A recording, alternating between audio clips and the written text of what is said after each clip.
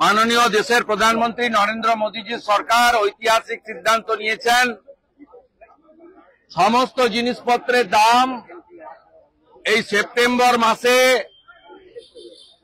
মাতৃপক্ষে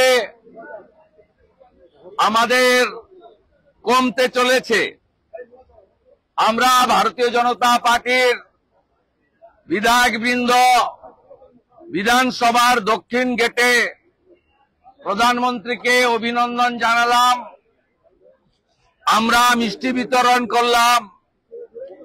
দেশের প্রধানমন্ত্রী তার সরকার প্রতিদিনের সাধারণ পণ্য 5% স্ল্যাবে চলে গেছে। চুলের তেল, শ্যাম্পু, টুথপেস্ট, টয়লেট সাবান, টুথব্রাশ, শেভিং ক্রিম 18% থেকে 5%। একইভাবে বাটার, ঘি, চিজ, ডেইরি স্প্রেডস এবং অন্যান্য কুকুয়ার সহ সেটাও যেটা 12 থেকে 18% ছিল 5% নেমেছে। প্যাকেটজাত নামকিন, ভুজিয়া, সস, ইনস্ট্যান্ট নুডলস, চকলেট 12 থেকে 18 সেটাকেও 5% নামিয়ে দেওয়া হয়েছে। এবং দুধ, চেনা, পনির, রুটি, চাপাটি, পরোটা এসব রেস্টুরেন্টে বা অন্যান্য জায়গায় ক্রয় করেন যেগুলো, তার জিএসটি শূন্য করা হয়েছে। সবচেয়ে বড় ঐতিহাসিক সিদ্ধান্ত, লাইফ সেভিং ওষুধ, ক্যান্সার ওষুধ এরা সব জিএসটি মুক্ত হয়েছে। 140 কোটি ভারতবাসীকে নরেন্দ্র মোদীজি তার সরকার ঐতিহাসিক উপহার তুলে দিয়েছেন গতকাল। আমরা নরেন্দ্র মোদীজিকে ধন্যবাদ জ্ঞাপন করছি। এর বাইরেও ইলেকট্রনিক্স, বৈদ্যুতিন যন্ত্র এবং আপনারা জানেন যেগুলো স্বাস্থ্য, লাইফ ইন্স্যুরেন্স ব্যক্তিগত, সেটাকেও শূন্য রেট করা হয়েছে।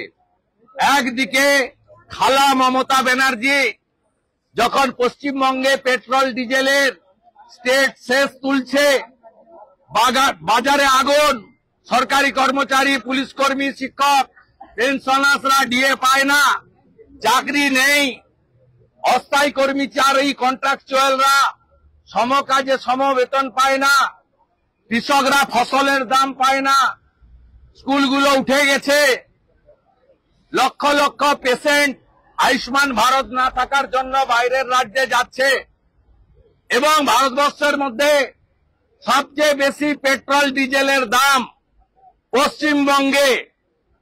খালা মমতা ব্যানার্জি আমাদেরকে মারছে, আমাদের পকেট কাটছে, আর অন্যদিকে নরেন্দ্র মোদীজি গোটা দেশের মানুষকে তিনি নিত্য প্রয়োজনীয় জিনিস, লাইফ সেভিং ড্রাগ, ব্যক্তিগত জীবন বীমা এবং মেডিকেল স্বাস্থ্য বীমা তাকে জিএসটি মুক্ত করেছে। এই ঐতিহাসিক সিদ্ধান্তের জন্য আমরা পশ্চিমবঙ্গবাসীর পক্ষ থেকে তাকে ধন্যবাদ এবং কৃতজ্ঞতা জ্ঞাপন করে এই অপদার্থ চাকরি চোর মুখ্যমন্ত্রীকে দাবি করব, উত্তরপ্রদেশ, বিহারে পেট্রোল ডিজেলের যা দাম, আপনার এখানে তার থেকে 10 টাকা বেশি, 12 টাকা বেশি পেট্রোল ডিজেল। দয়া করে স্টেট সেস প্রত্যাহার করুন। বাজারে উৎসবের আগে নিত্য প্রয়োজনীয় জিনিসপত্রের দাম নিয়ন্ত্রণ করুন, আর কৃষককে তার ফসলের ন্যায্য দাম দিন। আর বকেয়া ডিএ সুপ্রিম কোর্টের নির্দেশ মেনে সমস্ত কর্মচারী, শিক্ষক, পেনশনার্সদের দিয়ে দিন। এটাই আমরা দাবি করব।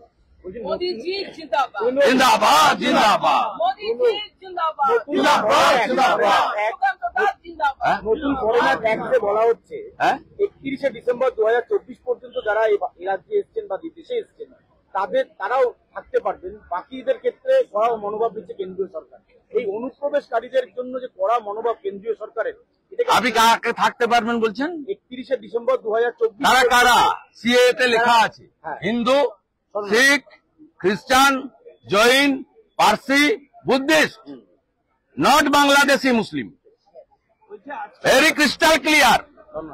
বাংলাদেশের মুসলমান ওরা অনুপ্রবেশকারী, দে শুড গো, নইলে ডিটেনশন ক্যাম্পে থাকবে। আর সব হিন্দু বাংলাদেশ থেকে যারা এসেছে 31শে ডিসেম্বর 2024 তারা সবাই শরণার্থী, তাদের নাগরিকত্ব দেবে ভারত সরকার। কোন হিন্দুর কোনো প্রবলেম নেই, আমরা কমিটেড। হিন্দুস্তানে হিন্দুরা আসবে, নিরাপদে থাকবে।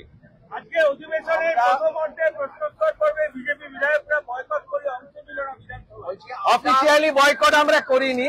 আমরা মঙ্গলবার পর্যন্ত জানতাম যে আপনি মঙ্গলবার পর্যন্ত থাকবেন। তাই তো স্পিকারের রেকর্ডিং শুনুন, স্পিকারের ভয়েস রেকর্ডে তো তাই বলেছে, পরে টাইপ করে দিয়েছে। খালা মমতা একা বলবে, বিরোধী দলনেতাকে বাইরে রাখবে।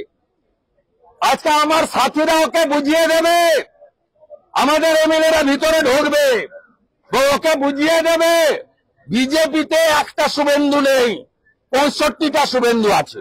বলছি একবার বলা হলো আপনি যশবন্ত দেশ মানে এই হঠাৎ এটা একটা দালাল, এই স্পিকারটা তৃণমূলের দালাল, মমতার কথায় চলে, ওর মেরুদণ্ডটা খুলে ও মমতার বাড়িতে কালীঘাটে রেখে দিয়েছে। 6 মাস আছে, এরপরে ওর অবস্থা করবো, ওকে বারুইপুরে হারাবো, বারুইপুরে ওকে হারাবো, এখনই বলে গেলাম।